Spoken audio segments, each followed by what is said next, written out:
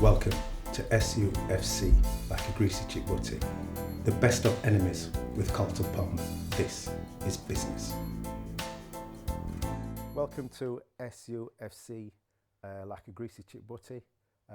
Carlton Palmer, enough respect for coming on here.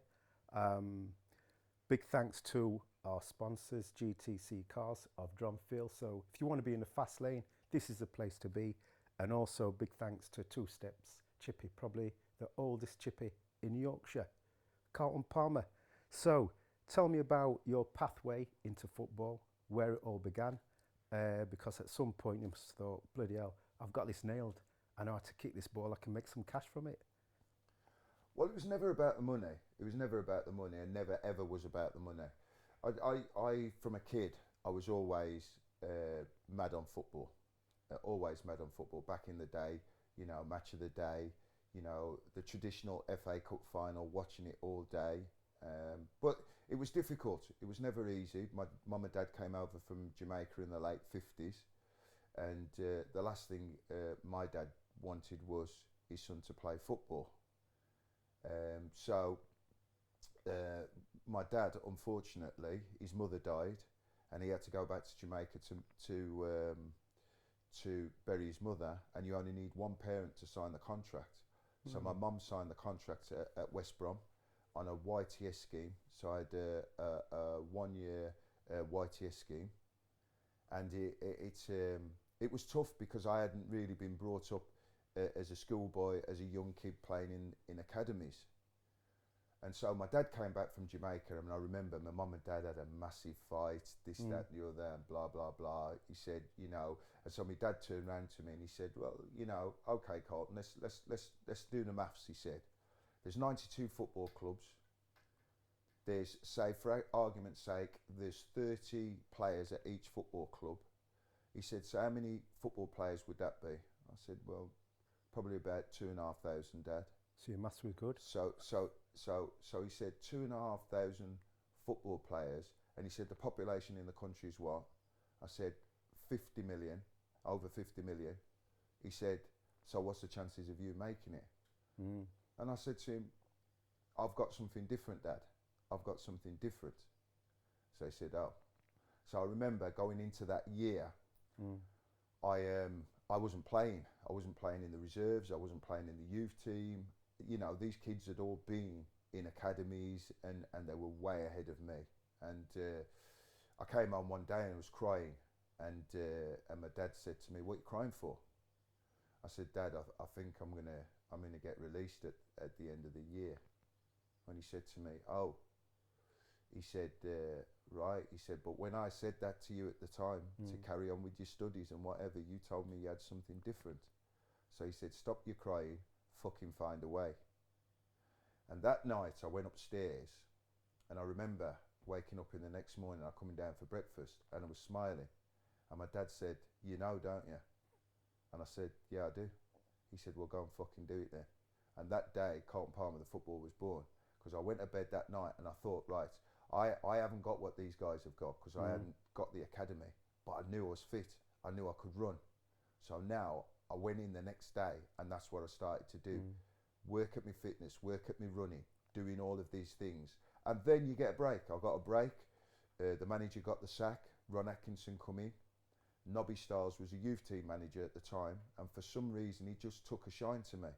And maybe because Nobby never looked like a footballer either, but was very effective for England, very effective when they won the World Cup in '66. But he took a shine to me, and within 2 months of Ron Atkinson coming in, I was in the first team, and the rest was history. Wow. Let's fast forward to 1989. So we'll talk about your time at Wednesday, Ron Atkinson.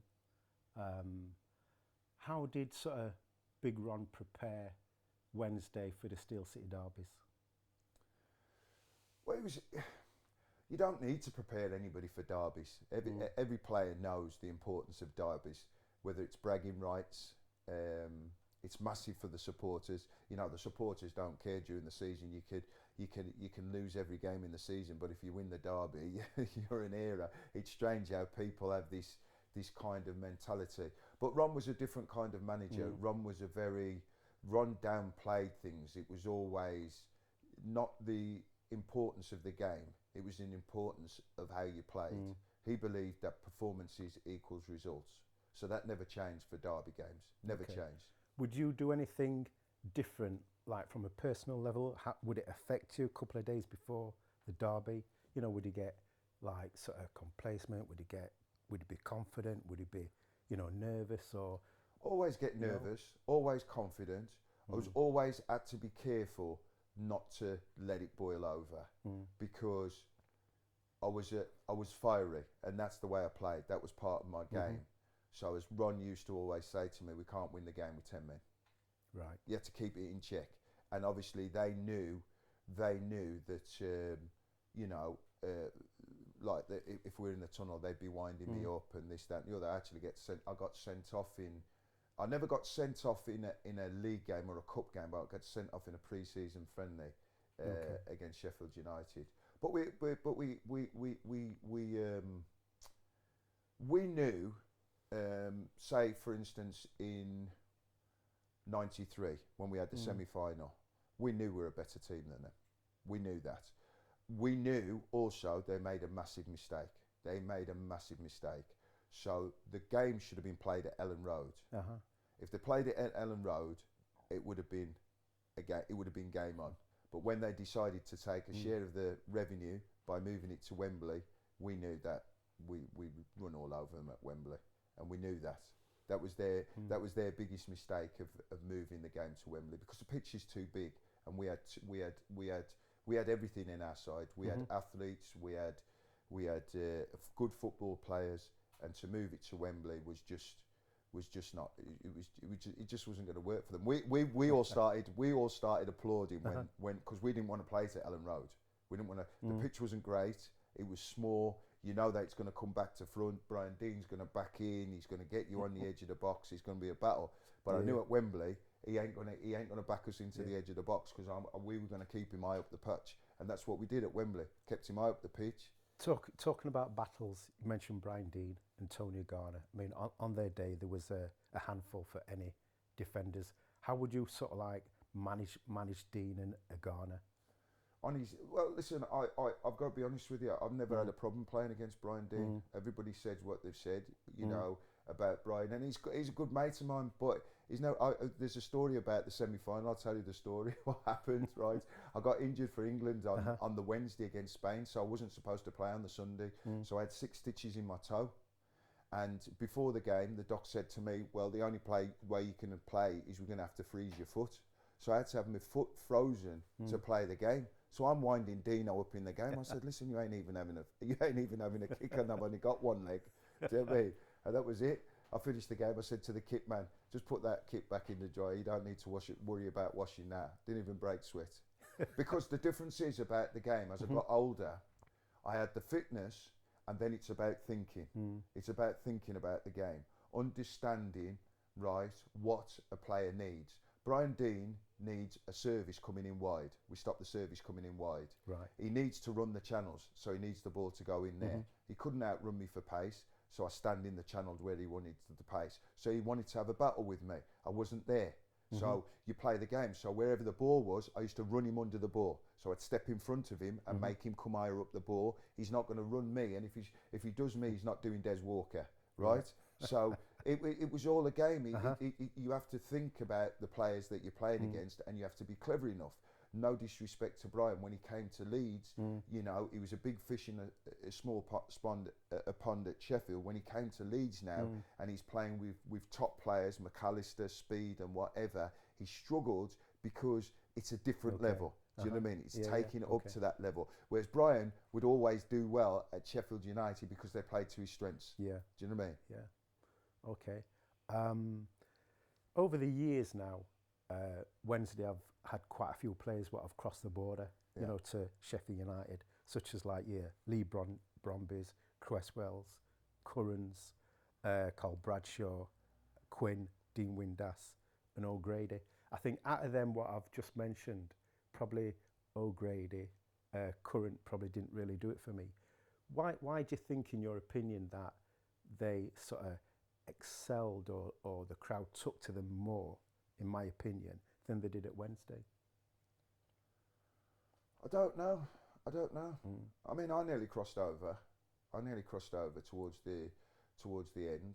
Neil Warnock had contacted me when I came back for the second spell, and I would have gone. No argument about it. I would have gone if the money was right. I would have gone.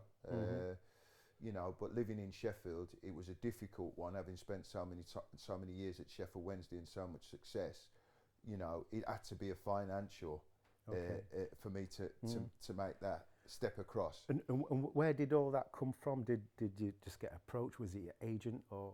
No, actually, it was Keith Curl. Okay. Keith Curl rang me up and said they were at the top, because I actually came back to Sheffield Wednesday, but they were going for promotion. So Keith Curl rang me up and said to me, Neil Warnock's interested in bringing you to the club. Would you be interested? And I said, yeah, if the financials was right. And that was the same for going back to Sheffield Wednesday. Okay. You've got to remember, I was going back to Sheffield Wednesday now at the age of 36, 37, right? You're not the player that you once were, so you don't want to tarnish what you'd achieved before. Yeah, so again, with Sheffield Wednesday, I said to the chairman, there was 14, 15 games to go. I said, if it's financially worth my while to put myself in that position, because I'm putting myself under pressure, whether I came back to Sheffield Wednesday or to Sheffield United, right? If the money was right, then I would do it. So in the end, what happened was Sheffield Wednesday agreed to pay all of my contract at Coventry, because I was registered to Coventry, whereas Neil Warnock wanted Coventry to pay my wages, but no, Sheffield Wednesday. Sheffield Wednesday paid me. They took on my contract and paid me 60 grand for them staying up. So it was well worth my while for me to come back to do that. And sort of like when you're on the streets and that, when you're having a night out, when you bump into the Wednesday fans, how does that feel? Yeah, no, I mean, listen, I've never had a problem in Sheffield, neither from Sheffield United fans or from Wednesday fans, ever. I can honestly say that, going out and whatever, even back in the day, because back in the day, to be honest with you, most people would see me out with John Pemberton, Paul Beasley, Gailey, Dave Bassett or whatever. They were my mates. Okay. So if I went out, like we're in Dronfield today, we used to drink at the Coach and Horses in Dronfield, and on a Sunday we used to meet up, Gailey and Gagey and people like that. So we all used to meet up. So it was almost as if we were mates. But then when it came round to the games, when we had to play each other, of course, because they had a great team spirit. They had a great team spirit. They had a great togetherness. I think they achieved more than what their ability was because of their togetherness and that spirit, and that's what you got to watch against Sheffield United. You know what I mean? Because they're 100%. They don't give in under Addy Bassett or Neil Warnock. There was always going to be a tough game, and they were a great group of lads. So I've never in all the years had a problem with United fans, and it was funny because I was retired. And Lucy dropped me off the train station. I was working down in London, and I was early, and I went into the railwayman by the train station. I walked in there, and Sheffield United were on the box. I didn't realise it was a Sheffield United pub. I was full of Sheffield United, but I had to style it out. But they were brilliant. There was a few jibes and whatever, but they were brilliant with me. Do you know what I mean? I think if I'd have just turned around and walked out, I'd have had it on my toes. But I just went in, ordered a pint, and was watching the game. Do you know what I mean? Nice one. Yeah. Okay, last one from me. Simon Jordan, TalkSport. He's recently said that Owls is a bigger club than the Blades. Do you agree with that? Yeah, I do. I think if you look at history, I think, and if you look sort of in recent times of success, then the Owls would be considered to be a bigger club. But like I've said, I've always said the same. I'm a big supporter of Sheffield. I live in Sheffield, so I want the two clubs to do well. We need to get both clubs. I mean, it's been disappointing this season that both clubs have fell at the final in the playoffs. But they're both big clubs, need to get back. I mean, look at Sunderland. Sunderland is a massive club. It's taken them 4 years to get out of League One back into the Championship. You know, Sheffield United, I mean, it's only one season that they've been out of the Premier League. They've been on an unbelievable run. Just maybe injuries at the death cost them. No strikers against Forest, especially in the first game. I think they're looking into that, aren't they? They're looking at the way the injuries were caused and problems and stuff like that as well. I mean, obviously it's just a matter of opinion. I mean, my opinion differs. Do you know what I mean? Because you know, United have won. Sheffield United supporter. That's exactly. You know, United have won more games. If you look at the stats, and the stats don't lie in social media, obviously they're up there as well compared to Wednesday. But you know, a message for you and Simon Jordan is stop it. You know? Well, I'll tell Simon that next time I see him. 100%, yeah. Tell him to give me a call. Yeah, I'll tell him. Well, next time we're on the show, you'll have to call up and have a word with him. Yeah, because definitely. He'll tell you the stats. Yeah. Well, we won at 1 against 1, innit? Yeah. You know, so there's got to be a winner. No draws. So, Carlton, what is it about Sheffield? It's all about the Greasy chick butty. Okay.